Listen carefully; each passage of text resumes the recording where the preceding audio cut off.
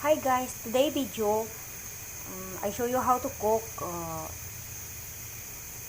itlog and ampalaya. Yan.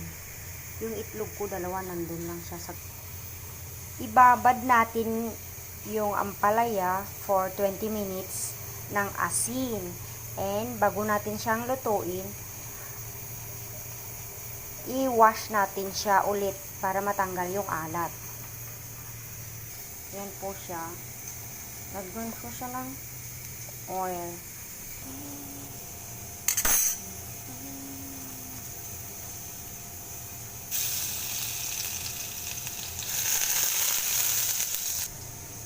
Dito po yung 2 egg.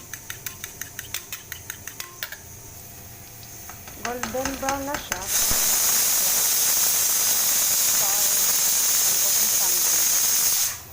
You need to put the onion.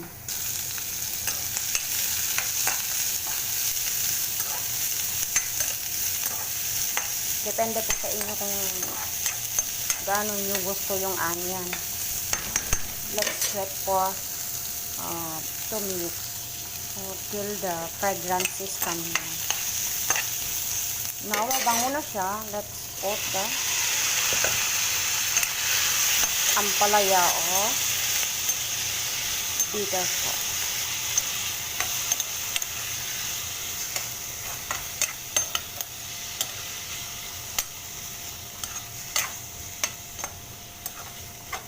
Yan. Sa Ilocano po, ang pagluto natin is nilalagyan namin siya ng sauce. Pisos po siya or bagoong isda. Yan po. Igigisa natin siya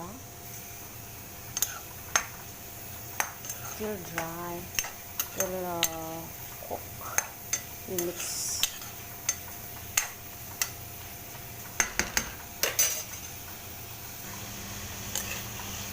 Yan. Igisa lang natin siya. Don't forget to mix about 2 or 1 minute ganun. Pagkatapos nito, ilagay na natin yung kasi luto na siya. Ay, hindi na siya ako kumakain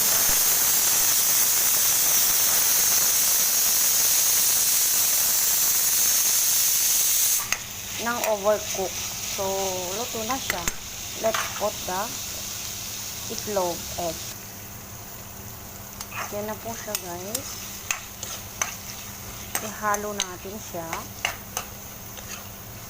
Masarap siya. Ito yung pinaka-paborito ko na lutuin.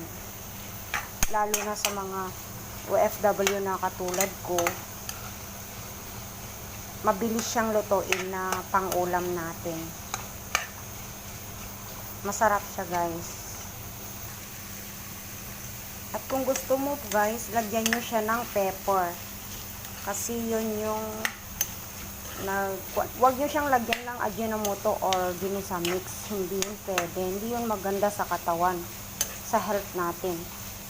Yung ang ilagay natin is black pepper. Nilagyan ko na siya kasi gusto ko may anghang konti. Ayan, guys. So, done na siya.